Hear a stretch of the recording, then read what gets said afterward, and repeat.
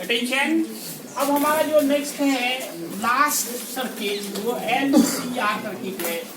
ऐसे सभी इंपॉर्टेंट है लेकिन इनमें सबसे ज्यादा इंपॉर्टेंट आपका LCR सर्किट होता है। तो आप तो नाम से ही पकड़ रहे हैं definition, L for coil, C for condenser, R for resistor. तो जिसमें तीनों लगा हो, a such type of ACC alternating current circuit which contain coil, capacitor and resistor, उसी का नाम होगा इट्स कॉल्ड LCR। तीनों लगाओ। फिगर जो बनाए हम लोग, पहले कॉइल बना लेते हैं, फिर कंडेंसर बना लेते हैं और फिर रेजिस्टर। एक साथ तीनों को सीरीज में अरेंज करना पड़ेगा और यहाँ आप स्विच लगा दीजिए और यहाँ अल्टरनेटिंग EMF लगा दीजिए। ये हो गया आपका L, ये C, ये R और ये अप्लाइड EMF है E nought sine omega T। यहाँ पे वोल्टेज ड्रॉप EL मानिए, यहाँ मानिए EC और यहाँ मानिए ER। अब आप पहले फेजर डायग्राम बनाएंगे, फिर करंट का फॉर्मूला निकालेंगे। Phasor diagram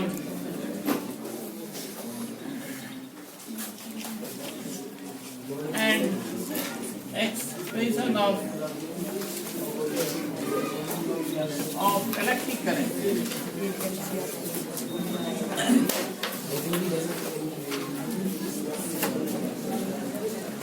LCR circuit.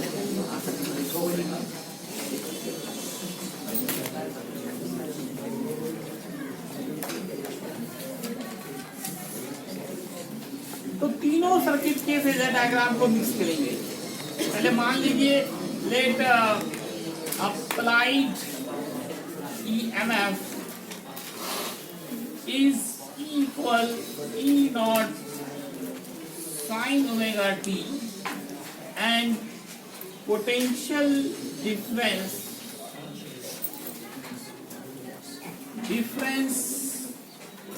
across coil, capacitor and resistor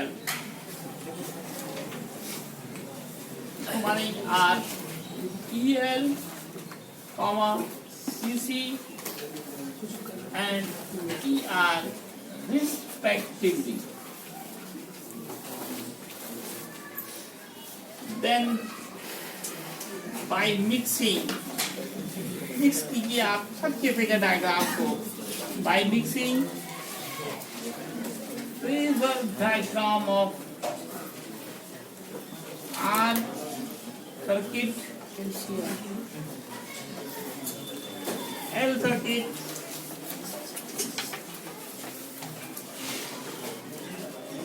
and C circuit, तो क्या आएगा फेजर डायग्राम? X की तरफ दिखाइए आप ER को। Y के पॉजिटिव डायरेक्शन में था हमारा EMF इन L सर्किट, ये हमारा EL होगा और नीचे की तरफ जाएगा हमारा EC। छपाई मशीन सब पहले समझिए, एक ही चीज को लिखा है छापना। फेजर डायग्राम को देखिए, फिर से दिमाग खराब कीजिएगा मेरा। ध्यान से देखिए फेजर डायग्राम, कहीं दिक्कत है तो बोलते जाइए। यहाँ तक में कोई प्रॉब्लम है?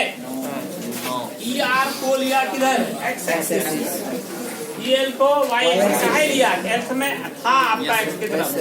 आप पीछे देखिए कॉपी में, ये करंट तो इधर ही होता है। करंट से आप करंट का डायरेक्शन हमेशा positive direction of X axis. L circuit में positive direction of Y axis, C circuit में negative direction of Y axis. अब आप EL और EC को देखें, इन दोनों का डायरेक्शन अपोजिट है। EL और EC का डायरेक्शन क्या है? अपोजिट है। इस दोनों का पहले रिजल्टेंट निकालना होगा। अपोजिट में क्या करते हैं? माइनस।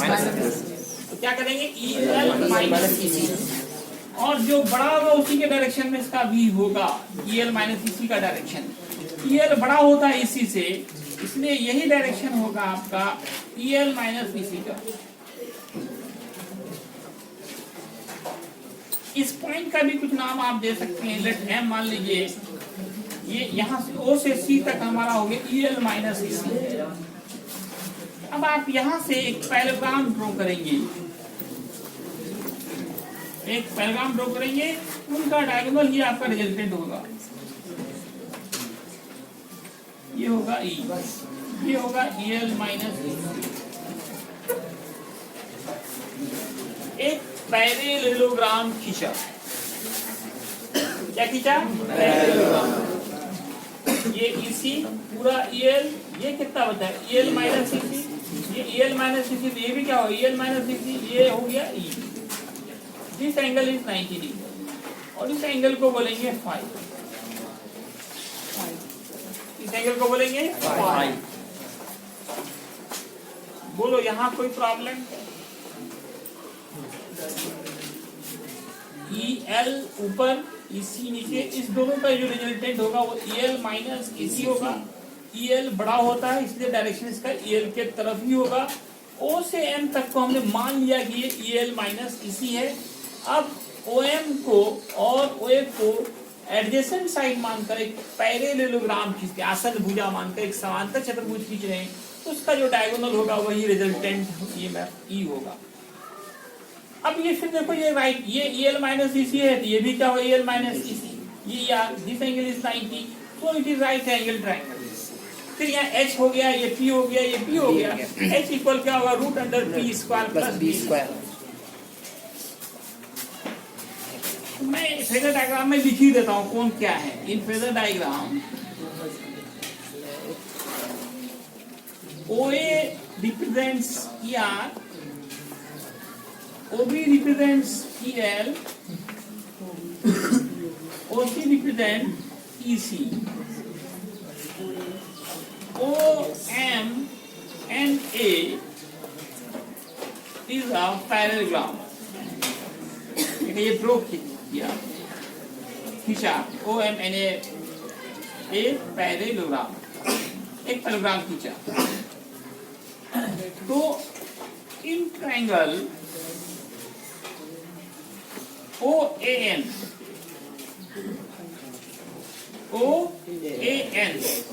दिख रहा क्या? इसमें OA तो हमारा क्या है? ER है। NA क्या आ रहा है? NA या AM के ये बराबर हो रहा है OM के, बराबर EL माइनस EC, और OA तो ER है हमारा। ON क्या है? E है। ON is E। इसका फॉर्मूला होगा रूट अंडर, बोलिए क्या होगा? ER square plus EL minus EC का होल।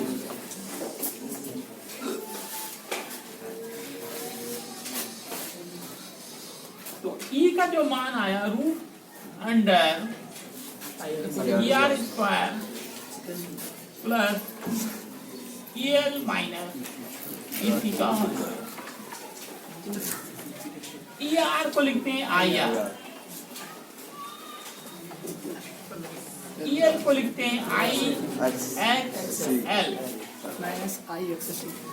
EC को लिखेंगे IXC। I सब में I है, कॉमन निकाला जाए, बचा क्या? R square XL minus XC का होल।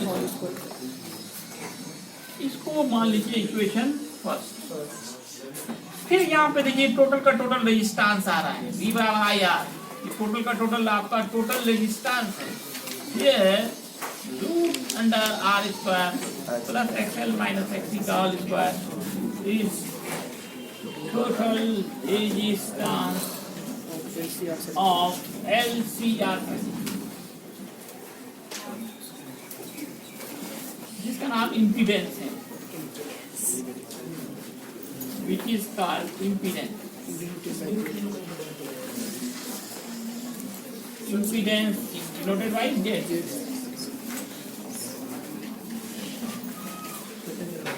Z का फॉर्मूला कितना आया, root under R square plus XL minus XC का whole square.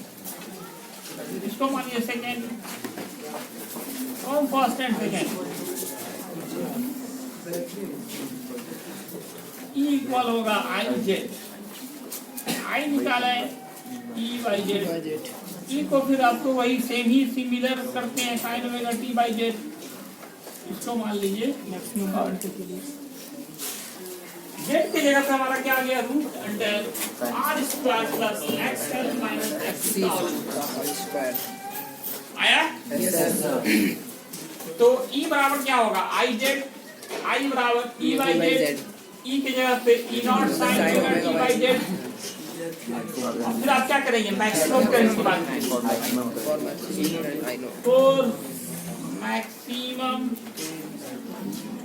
Current I nought sine omega T is 1. I nought बराबर बाई जेड. अब थर्ड को फोर्थ से मिलाओ.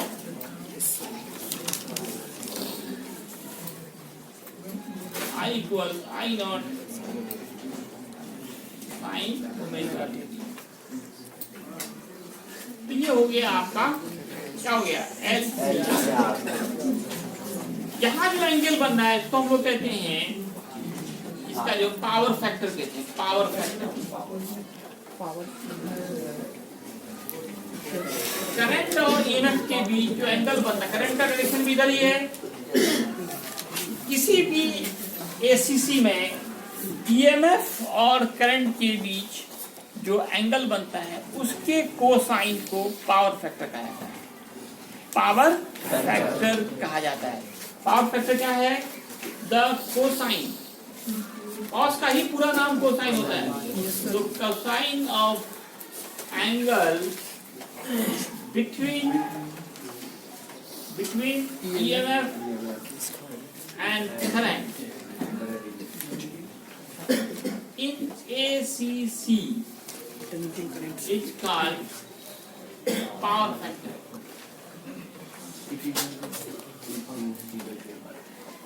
पावर फैक्टर इसको डिनोट किससे करेंगे,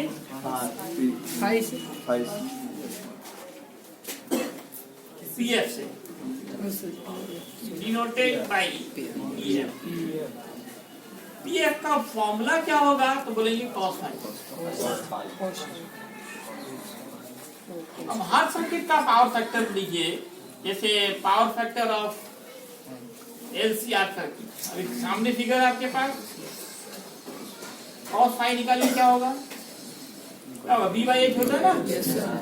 B देखिए कितना है, B देखिए E आर है, H में E है, ये I R हुआ, ये I Z हुआ, तो क्या है R बाई.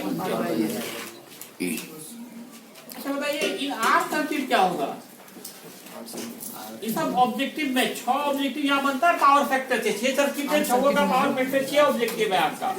हर सर्किट का पावर फैक्टर भी आपको चाहिए. इन R सर्किट याद कीजिए, करंट और ईएमएफ सेम डायरेक्शन में, सेम डायरेक्शन में फाई क्या होगा, क्या होगा, पासा छापो दो 0. नीचे तो विधान ना देखेगा. आर सर्किट में जो डायरेक्शन ईएमएफ का था वही करंट का था, तो पावर फैक्टर क्या होगा, पीएफ यहाँ लिख दें, मेन पीएफ ही निकालना है. यहाँ पे क्या हो, cos 0 और 0 1. तो सबसे ज्यादा पावर फैक्टर किस सर्किट का होगा, मैक्सिमम वैल्यू. ये भी इंपॉर्टेंट क्वेश्चन है ऑब्जेक्टिव में, किस सर्किट का पावर फैक्टर सबसे ज्यादा होगा, इसका मैक्सिमम हो गया. ये मैक्सिमम ऑब्जेक्टिव के लिए इसको याद रखना है. अब इस दोनों की बात करें, इन एल सर्किट बताओ एल सर्किट में क्या होगा? आई का मान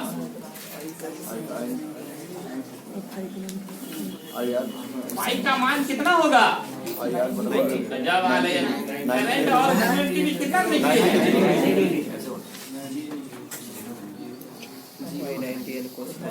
जीरो। ऐसा दिमाग है आप लोगों का? जीरो। और 90 का हो गया 0। एल सर्किट का पावर फैक्टर 0। इन सी सर्किट में 590 ही होगा, तो पावर फैक्टर इसका भी 0। और 90 0। 4 ठो बता दी, 2 ठो आप निकाल लीजिएगा, वो सब हम ही निकालते हैं। रट्टू माल करते हैं, अपने से निकाला देखो। किस सर्किट का पावर फैक्टर सबसे ज्यादा है? और एल और सी में क्या होगा? एल और सी में 0। उसमें कोई पावर कंजम्पशन नहीं होता है, ये कर सकते हो। तो अच्छा सर्किट माना जाता है एल और सी सर्किट, उसमें पावर कंजम्पशन कुछ नहीं हो रहा है। ठीक है, धन्यवाद।